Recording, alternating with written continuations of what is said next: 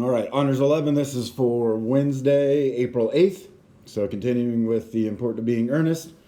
So I'll just briefly go over the previous assignment about marriage and courtship. Hopefully you saw, there's a ton of jokes there that he was making about the whole process, right? So the scene kind of opens with Cecily and Miss Prism talking about some of those things.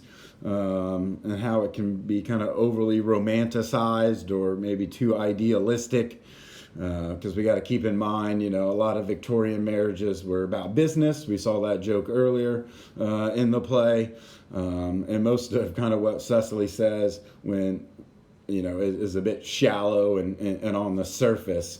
So hopefully, like I said, you were able to find some things there. There were plenty to choose from.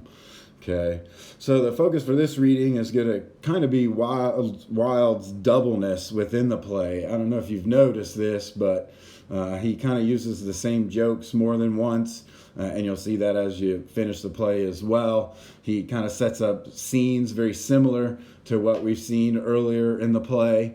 That's what's kind of clever about Oscar Wilde, is that he's able to do that throughout this particular play. So it kind of goes along with one of our themes we already saw with the doubleness last week, or before spring break there.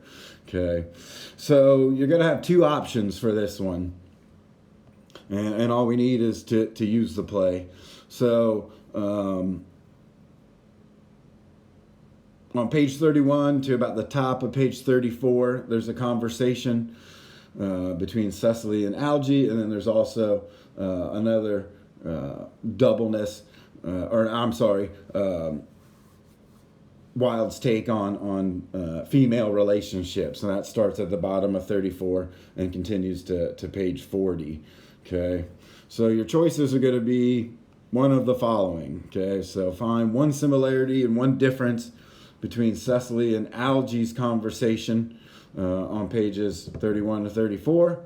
And then go back, and we looked at this earlier, on page 10 and 11, Jack and Gwen's conversation, where she essentially forces him to propose.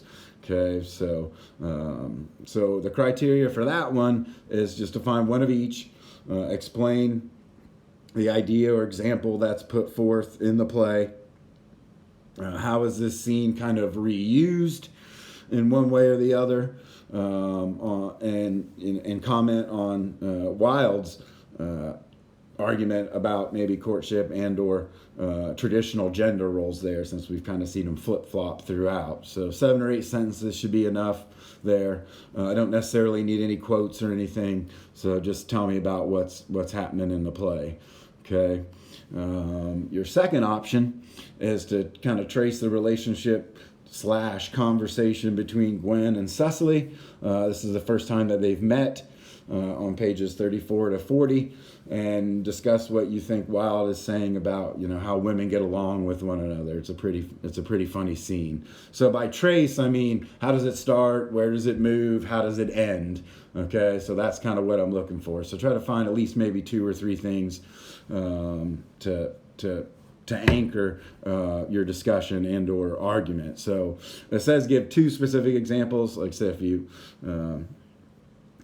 provide a third one, that would be fantastic, and explain kind of what Wilde is making fun of and maybe what he's trying to argue. So some of this could be maybe your own opinion about female relationships.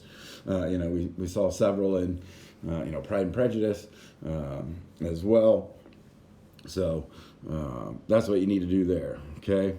So what to turn in? So you're just choosing one of those options above. So type it up and send, and